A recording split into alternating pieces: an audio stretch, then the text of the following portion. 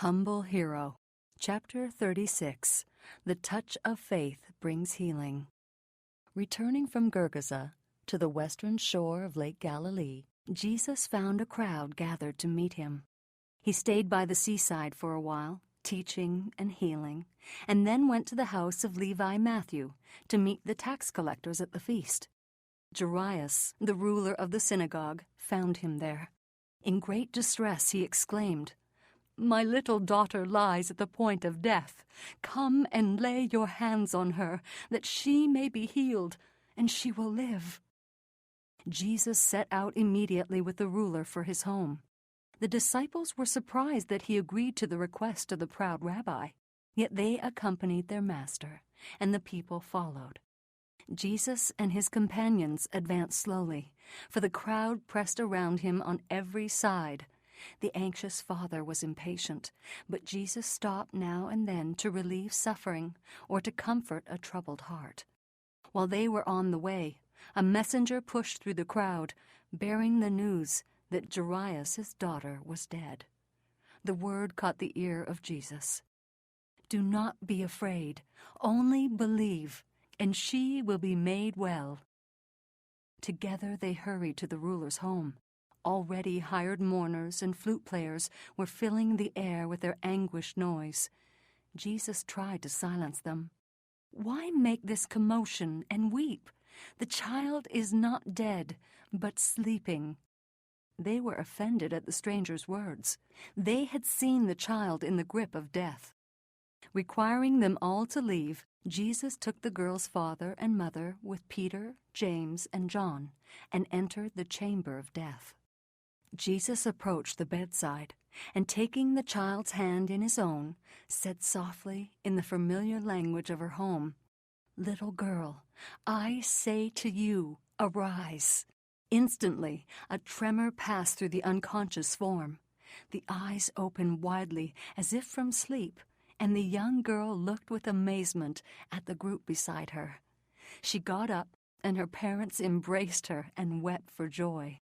On the way to the ruler's house, Jesus had met a poor woman who had suffered for 12 years from a disease that made her life a burden.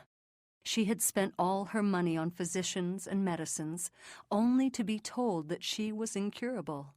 But her hopes revived when she heard of Christ. If she could only go to him, she would be healed.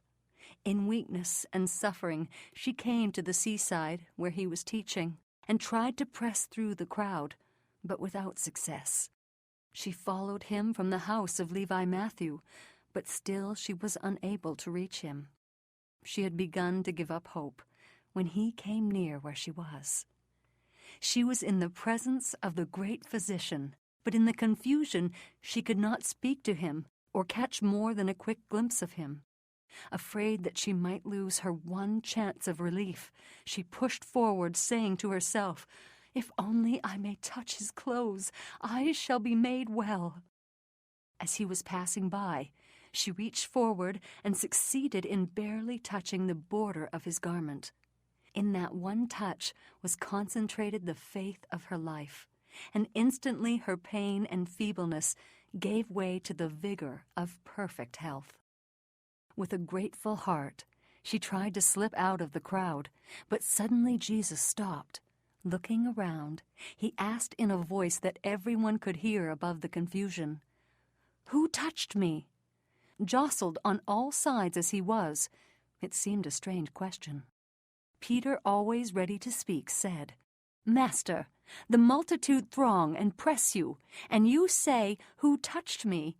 Jesus answered, "Somebody touched me, for I perceive power going out from me." The Savior could distinguish the touch of faith from the casual contact of the careless crowd. Such trust should not go by without comment. He would speak words of comfort to the humble woman, words that would be a blessing to his followers to the close of time. Looking toward the woman, Jesus insisted in knowing who had touched him. Finding that she could not hide, she came forward, trembling. With grateful tears, she told of her suffering and how she had found relief. Jesus said, "Daughter, Your faith has made you well. Go in peace." He gave no opportunity for superstition to claim healing by merely touching his garments. The cure happened through the faith that took hold of his divine power. Living faith brings healing. To talk of religion in a casual way, to pray without soul hunger and living faith, accomplishes nothing. A theoretical faith which accepts Christ merely as the Savior of the world can never bring healing to the spiritual life. Faith is not agreeing with truth intellectually. It is not enough to believe about Christ. We must believe in him. Saving faith is a transaction by which those who receive Christ join themselves in covenant relationship with God. Genuine faith means an increase of vigor, a deep and willing trust by which our spirit becomes a conquering power. After healing the woman, Jesus wanted her to acknowledge the blessing she had received. The gifts that the gospel offers are not to be enjoyed in secret. Our acknowledgement of his faithfulness is heaven's chosen way for revealing Christ to the world. The testimony of our own experience is what will be most effective.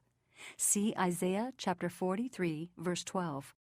When we back them up by a Christ-like life, our personal stories of his grace have irresistible power that works for the salvation of others.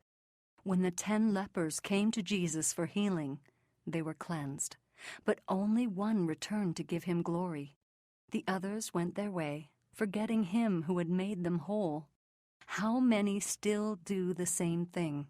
The Lord raises up the sick. He delivers people from danger. He commissions angels to save them from disaster, to guard them from disease and destruction. Psalm chapter 91, verse 6. Yet they do not remember his great love. By ingratitude, they close their hearts against the grace of God. It is for our own benefit to keep every gift of God fresh in our memory. This will strengthen faith. Let us then remember the loving kindness of the Lord, and as we review God's dealings with us, let us declare, "What shall I render to the Lord for all his benefits towards me?" Psalm chapter 116, verse 12.